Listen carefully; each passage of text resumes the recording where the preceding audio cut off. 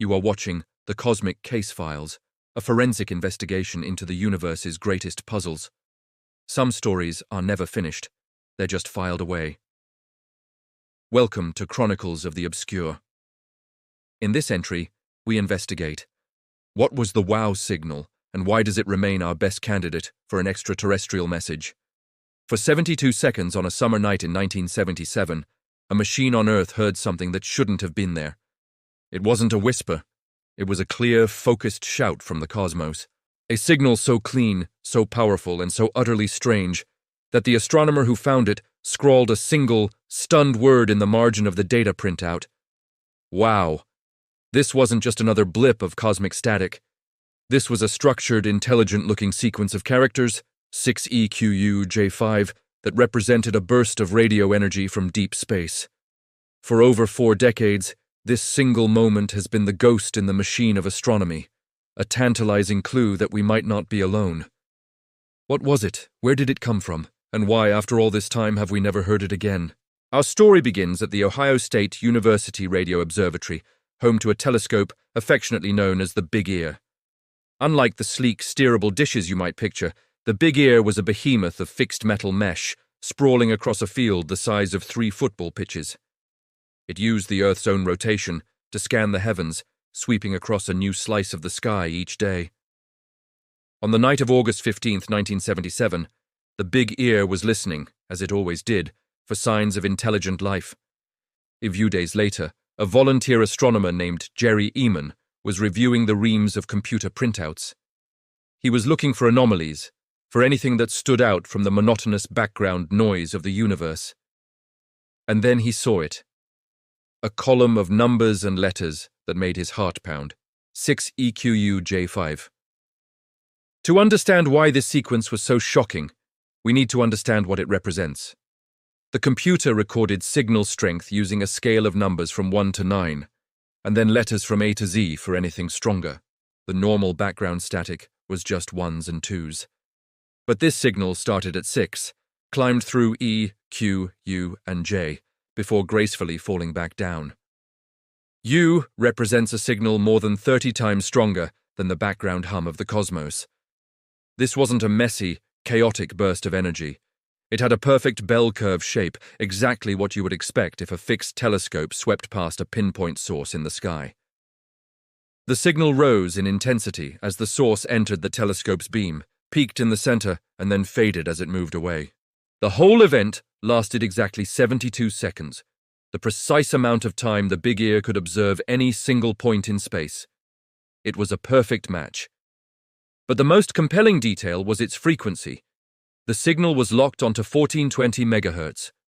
This isn't just a random number, it's perhaps the most significant frequency in radio astronomy. It's known as the hydrogen line. Hydrogen is the most abundant element in the universe, and it naturally emits a faint radio signal at this exact frequency. Scientists in the 1950s had theorized that if an advanced civilization wanted to broadcast a "we are here" message across the galaxy, the hydrogen line would be the obvious choice. It's like a universal calling card, a cosmic watering hole where everyone should know to listen. And the WOW signal was sitting right there, smack in the middle of that galactic party line, and it was unbelievably narrow and focused. Natural cosmic sources tend to be broad like a floodlight. This was a laser beam. So, how does a radio telescope even hear something like this? Think of it as a giant, incredibly sensitive ear. Your own eardrum is a membrane that collects sound vibrations and sends them to your brain. A radio telescope's parabolic dish acts like that eardrum, but for radio waves instead of sound. It gathers these incredibly faint waves from space and focuses them onto a central point, the receiver. This receiver then amplifies the signal millions of times and converts it into data that a computer can analyze. The Big Ear was essentially tuned to one specific radio station, the hydrogen line, waiting for a broadcast. On that August night, it got one. The signal appeared to originate from the direction of the constellation Sagittarius, near a star group called Chi Sagittarii. As soon as Jerry Eman circled 6EQUJ5 and wrote "Wow," the search was on to find it again. Astronomers pointed the Big Ear, and later, more powerful telescopes, back at that same patch of sky. They've looked over 100 times, and they've found nothing. Absolute silence. The fact that the signal has never been repeated is the central mystery. If it was an alien beacon, why transmit for only 72 seconds and then go quiet forever? This frustrating silence has forced scientists to consider every possible natural explanation, no matter how unlikely. Could it have been an Earth-based signal, like a military broadcast or a weather balloon, that bounced off a piece of space debris and into the telescope? It's possible, but highly improbable. Such a signal would have to be perfectly timed and angled, and it wouldn't likely be on the protected hydrogen line frequency, which is restricted for astronomical use. Another popular theory, proposed a few years ago, was that the signal came from a previously undiscovered comet. The idea was that the hydrogen cloud surrounding a comet could have generated a signal as it passed through the telescope's field of view. Researchers even identified 2 comets that were in the general vicinity of the sky at the time. However, this theory has been largely debunked. When astronomers pointed a modern radio telescope at one of those comets, they found no trace of a signal at 1420 MHz. Furthermore, comets are not known to produce the kind of strong, narrowband signal that was detected. A comet signal would be messy and broad, not the clean, focused spike of the wow signal.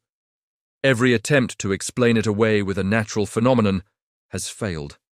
The signal's unique properties, its strength, its perfect duration, its bell-curve shape, and its location on the hydrogen line keep pushing us back towards the extraordinary hypothesis that it was artificial.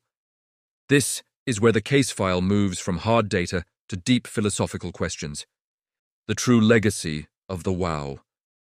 Signal isn't just the data point itself, it's what it represents. It proved that our technology was, even in 1977, capable of detecting a potential message from the stars. It transformed the search for extraterrestrial intelligence, or SETI, from the realm of science fiction into a legitimate, if incredibly challenging, scientific pursuit. It's the ultimate what if. A single, perfect data point that both inspires and taunts us. It fuels the work of modern SETI projects like the Allen Telescope Array and Breakthrough Listen, which scan the skies with far more power and precision than the Big Ear ever could. They are sifting through an ocean of cosmic noise, hoping to find another needle in the haystack. So what was the wow signal? We are left with 2 possibilities, each as mind-boggling as the other. Option 1. It was a 1 in a trillion fluke, a perfect storm of natural phenomena and cosmic coincidences that mimicked an intelligent signal so flawlessly that we still can't explain it. A ghost in the machine of astronomy. Option 2. For 72 brief seconds, we overheard something we weren't meant to. Perhaps it was the sweeping beam of a distant lighthouse, a galactic navigation beacon we happened to drift through. Or maybe, just maybe, it was a greeting. A single hello broadcast into the void, which we happened to catch before it fell silent again. Until we hear it again, or find a definitive natural explanation, the case remains tantalizingly open. It is a file we can't close, a message we couldn't answer. The mystery of a single, unexplained signal is profound. But what if the mystery wasn't a signal at all, but the source itself?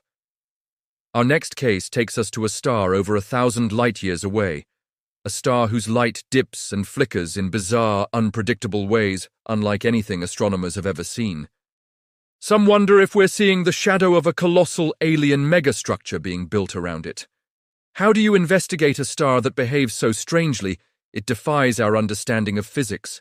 To make sure you don't miss that investigation, subscribe to the Cosmic Case Files and hit the notification bell.